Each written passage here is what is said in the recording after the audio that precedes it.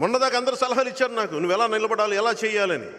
అందరూ వైసీపీకి వెళ్ళిపోయారు. ఈరోజు పవన్ కళ్యాణ్ దగ్గర అన్నీ వస్తాయి ఐడియాలు. సీట్లు ఎన్నా తెలియదబ్బా నాకు, అన్నీ ఒకటి కాదు.